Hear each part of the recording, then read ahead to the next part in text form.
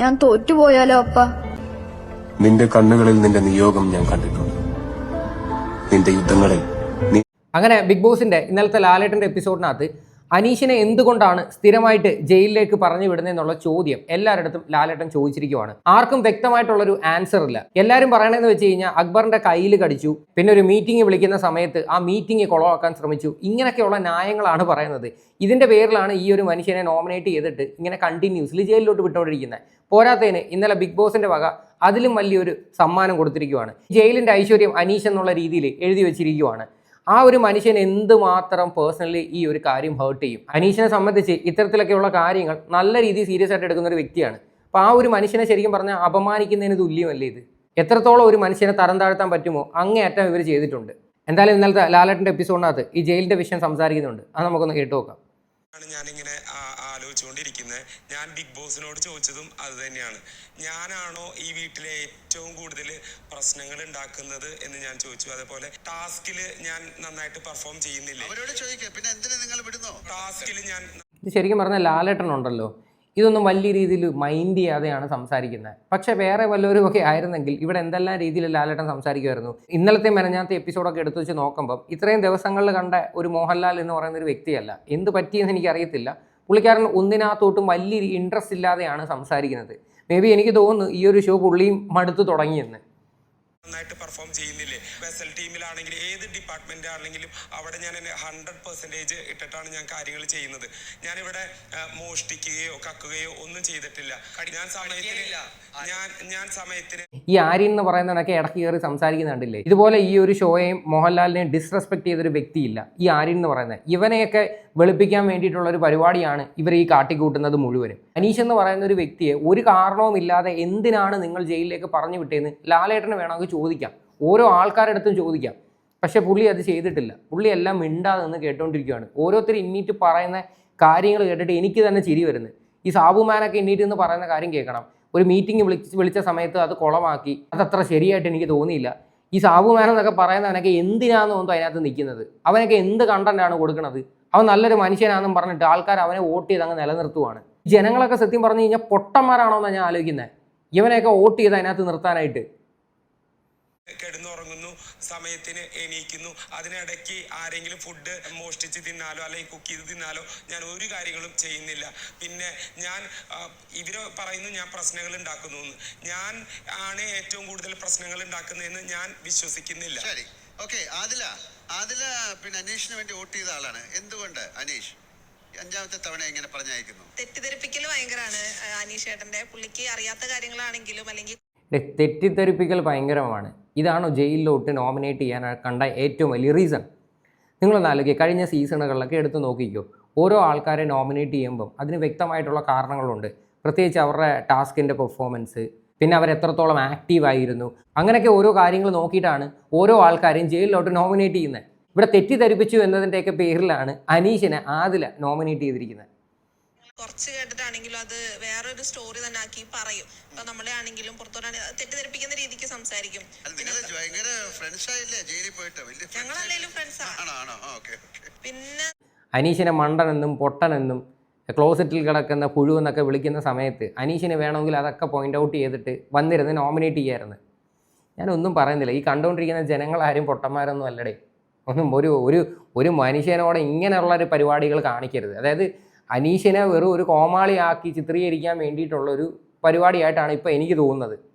അല്ലെങ്കിൽ ജയിലിൻ്റെ ഫ്രണ്ടിലൊക്കെ ഈ രീതിയിലൊക്കെ ആരെങ്കിലുമൊക്കെ ബോർഡ് വയ്ക്കുമോ, അനീഷ് ഈ ജയിലിൻ്റെ ഐശ്വര്യം എന്നൊക്കെ പറഞ്ഞ്. അതായത് ആ ഒരു മനുഷ്യൻ പെർഫോം ചെയ്തില്ലെങ്കിൽ വേണ്ട, അയാളെ ധൈര്യമായിട്ട് ജയിലിലോട്ട് പറഞ്ഞു വിട്ടോ. അപ്പം അങ്ങേരുടെ 100% മുഴുവനും ആ ഒരു ഗെയിമിൽ കൊടുക്കുന്നുണ്ട്. എന്താന്ന് വെച്ചാൽ പുള്ളി സംസാരിക്കുകയാണെങ്കിൽ ലാലേട്ട അതൊരു വൺ വേ കമ്മ്യൂണിക്കേഷൻ മാത്രമാണ്. ഷൗട്ട് ചെയ്ത് ഇതാക്കുന്നതിനോട് എനിക്ക് യോജിപ്പില്ല. അഭിപ്രായ വ്യത്യാസങ്ങൾ ഉണ്ടെങ്കിൽ ഇരുന്ന് സംസാരിക്കണം. ആ ഒരു കാര്യത്തിനകത്തോട്ട് ഞാൻ യോജിക്കാം. അനീഷ് ഒരു കാര്യം പ്രോപ്പറായിട്ട് കേൾക്കത്തില്ല. അനീഷ് ഇങ്ങനെ കണ്ടിന്യൂസ്ലി റിപ്പീറ്റഡ്ലി കുറച്ച് കാര്യങ്ങൾ സംസാരിച്ചുകൊണ്ടിരിക്കും. അതൊക്കെ ഒരു മാന്യമായിട്ടുള്ള രീതിയിലുള്ളൊരു റീസണാണ്. പക്ഷെ തെറ്റിദ്ധരിപ്പിക്കുന്നു എന്നൊക്കെ പറഞ്ഞു കഴിഞ്ഞാൽ ഇവിടെ ആർക്കും അംഗീകരിക്കാൻ പറ്റത്തില്ല. ഇനി സാബുമാൻ്റെ വക കുറച്ച് കാര്യങ്ങൾ പറയുന്നുണ്ട്. ഒന്നെന്ന് പറഞ്ഞ അനീഷ് ഏട്ടന്റെ കടി ഗെയിമിന്റെ ഇടയില്, പിന്നെ രണ്ടാമത്തത് അനീഷ് കടിച്ചിട്ടുണ്ടെങ്കിൽ ഈ പറയുന്ന അക്ബർ തിരിച്ച് തലമണ്ടയ്ക്ക് ഇട്ട് തിരിച്ച് അടിച്ചിട്ടുമുണ്ട്. ഈ അക്ബറിൻ്റെ പേരെങ്കിൽ പിന്നെ എന്താ പറയാഞ്ഞത്? ഈ സാബുമാനെയൊക്കെ ആരാടെ ഈ ഒരു സീസണിൽ സെലക്ട് ചെയ്തത്? ഓരോ കണ്ടസ്റ്റൻസിനേക്ക് സെലക്ട് ചെയ്യാൻ ഇരിക്കുന്ന കുറച്ച് ആൾക്കാരുണ്ട്.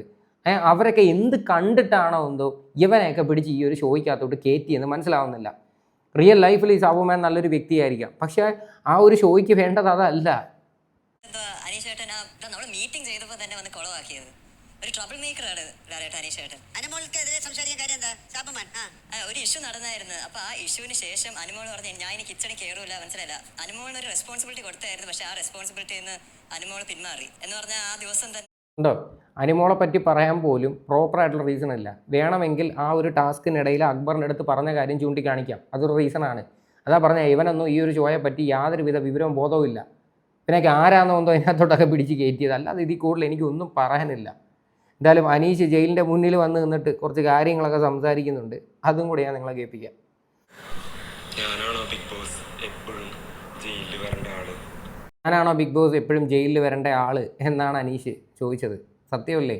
ഒരു മനുഷ്യൻ സത്യം പറഞ്ഞു കഴിഞ്ഞാൽ നാണം കെട്ട് എല്ലാവരുടെയും മുന്നിൽ ഒന്നും മിണ്ടാതിരിക്കുമായിരുന്നു. ആ പുള്ളി ചിരിച്ചുകൊണ്ട് തന്നെ ആ ഒരു കാര്യം, ആ ഒരു റിബൺ അഴിച്ചു മാറ്റി ആ ഒരു പേരെല്ലാവരെയും കാണിക്കുമായിരുന്നു. ഇത് അങ്ങേയറ്റം ക്രൂവലാണ് ശരിക്കും പറഞ്ഞാൽ ഈ ഒരു മനുഷ്യനോടൊക്കെ ഇങ്ങനെ കാണിക്കുന്നത്.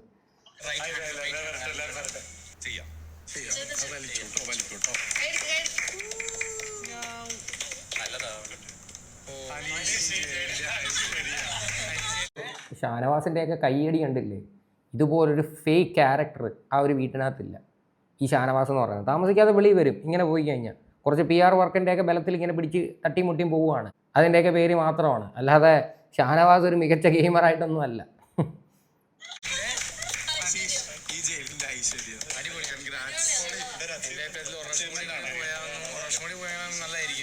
അവിടെ ഉള്ള ആൾക്കാരുടെയൊക്കെ ആറ്റിറ്റ്യൂഡ് നിങ്ങൾ കണ്ടോ?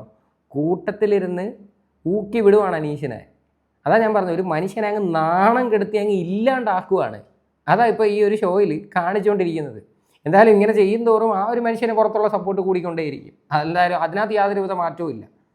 നമ്മൾ അനീഷിനെ സപ്പോർട്ട് ചെയ്യുന്നത് വേറെ ഒന്നുമല്ല, പുള്ളി നല്ല രീതിയിൽ ഗെയിം കളിക്കുന്നുണ്ട്, പുള്ളി ഒരു സാധാരണപ്പെട്ട ഒരാളാണെന്ന് ഉള്ള രീതിയിൽ വെച്ചിട്ട് തന്നെയാണ് ഞാൻ സപ്പോർട്ട് ചെയ്യുന്നത്. അവിടെ ഉള്ളവർ കണക്ക് ഈ കള്ളത്തരം പറയുകയോ കുത്തിത്തിരിപ്പ് ഉണ്ടാക്കുകയോ അങ്ങനെയുള്ള പരിപാടികളൊന്നും ചെയ്യുന്നില്ല. പുള്ളി വളരെ സ്ട്രൈറ്റ് ഫോർവേഡായിട്ട് നിന്ന് കാര്യങ്ങൾ പറഞ്ഞ് ഗെയിം കളിച്ച് പോകുന്നു. അപ്പോൾ ആ ഒരു മനുഷ്യനെ ഇഷ്ടപ്പെട്ടതിൻ്റെ പേരിലാണ് ഞാൻ സപ്പോർട്ട് ചെയ്യുന്നത്, അല്ലാതെ അയാളുടെ PR മേടിച്ചിട്ടോ അയാളുടെ കുടുംബത്തിൽ നിന്ന് കാശ് മേടിച്ചിട്ടോ അങ്ങനെയൊന്നും അല്ല. അതിനെങ്കിലും മനസ്സിലായിരിക്കും. അങ്ങനെ ഉണ്ടെങ്കിൽ എത്രയോ ആൾക്കാർ അനീഷിനെ ഇഷ്ടപ്പെടുന്നുണ്ട്. ആ ഇഷ്ടപ്പെടുന്ന ആൾക്കാർ മുഴുവനും ഈ പറയുന്ന PR ഏറ്റെടുത്തിട്ടോ മേടിച്ചിട്ടൊക്കെയാണോ? എൻ്റെ വീഡിയോയുടെയൊക്കെ താഴെ വരുന്ന നിങ്ങൾ കമൻസ് നോക്കണം. ജെന്യുവനായിട്ടുള്ള അക്കൗണ്ടിൽ നിന്നൊക്കെയാണ് കമൻസ് വരുന്നത്. ഈ PR ടീമുകളൊക്കെ ഏറ്റെടുത്ത് വരുന്ന കമൻസ് ഒക്കെ ആണെങ്കിൽ ഓരോ പ്രൊഫൈൽ നമുക്ക് ചെക്ക് ചെയ്ത് നോക്കുമ്പോൾ നമുക്ക് മനസ്സിലാക്കാൻ പറ്റും.